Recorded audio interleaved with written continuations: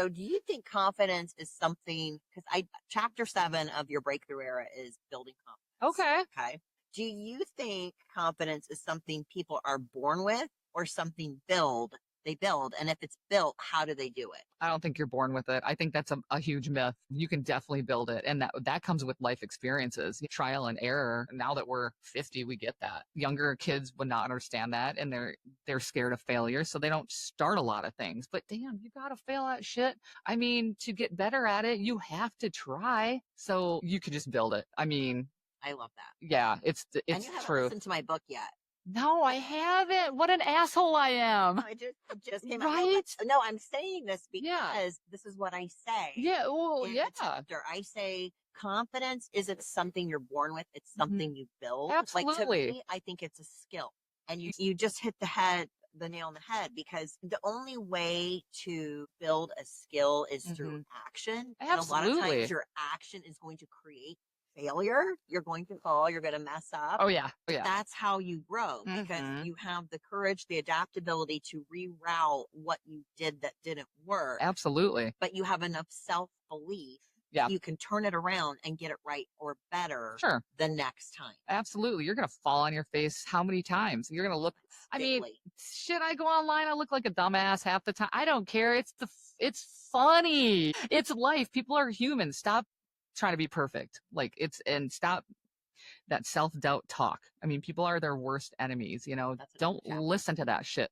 That's another chapter in my book. Stay tuned for that. But no, I agree. And I used to, like, if you even go back, let's just say like about 5 years ago, if you go back and look at my social media posts, like, I always had to have my makeup done. My hair was always perfect. Okay. There's no freaking way that I would go on there like I do now. I think I've had a bra on most of the time. Yeah. I think I at least got to do that, but won't have my makeup on, won't have my eyebrows drawn on like I've joked about. Oh yeah, that's right. What's that point? Because who was I really doing that for? It wasn't really for myself. It was for the fear of what people would think if they saw what I look like without it. Like, I had to be this person. Right. That you thought you had to be. Right. And now I'm like, I don't care. No. It is what it is. So it's really easy for people to date me because you already know what you wake up to, because go back and look at Same here. I just jumped in the truck, barely combed my hair from yesterday. But it's actually such a liberating feeling to get to that. Yeah. Because I feel like now the message and the stuff that I want to say, if it comes to me when I'm not looking my best, I'm like, you know what? Oh, well, this is something that is right on my mind.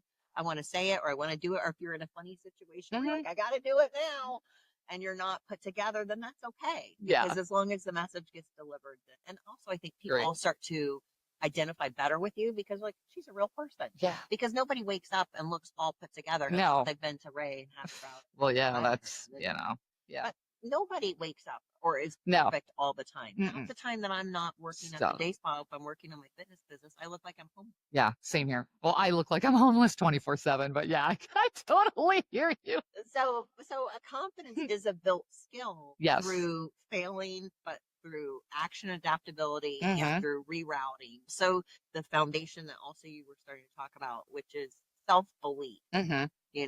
Believing in yourself. You have to be your biggest cheerleader. You have to be your biggest fan. Right. Absolutely. And if other people don't see it, then that's their problem. Yeah, that's their problem. Just get up and do it. I have one son, adult son, who is an overthinker, and it drives me absolutely insane. And the youngest one is like me, like, fuck it, let's do it. So he's like, he'd think, and I'm like, just shut up and do it. Just shut up and do it. But now he starts saying that to me. He's like, just get up and do it. Just don't think about it. Yes, exactly. Because who cares? You're overthinking it because you think you're going to fail. You think you're going to look stupid. You think you're not going to do it. Okay. And then what happens then? You try again. Who gives a shit? That's right. Yeah. Although I'm not going to try again in marriage. I'm done with that. That's a whole other time. Yeah. That's like, shoot. But I love that. I think there's something to be said about as you age. I mean, some people, like I do skincare, you're doing the makeup. People come in, and as we get older, you look in the mirror and you see, I don't look maybe as good as I used to, or whatever. I always say it's a privilege denied to many. I'll take it every single day. Yeah. But there's something to be said about coming into that comfortableness of yourself. You're like, you know what?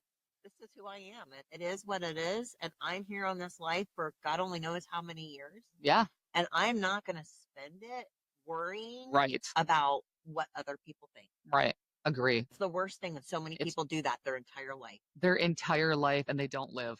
They don't. And they're They're living for somebody else. I don't know. I mean, yeah, when I did work with the kids back in the day. as a probation officer, I mean, that had to be a stressful job. Yeah, and before that I worked in group homes, but I'd tell the kids when they, turned 18, I'm like, you need to just grab life by the balls and run. Just go with it. And Just live go it. with it. You Live just it. learn how to Live live. it. You Yeah. didn't. Yep, it's true.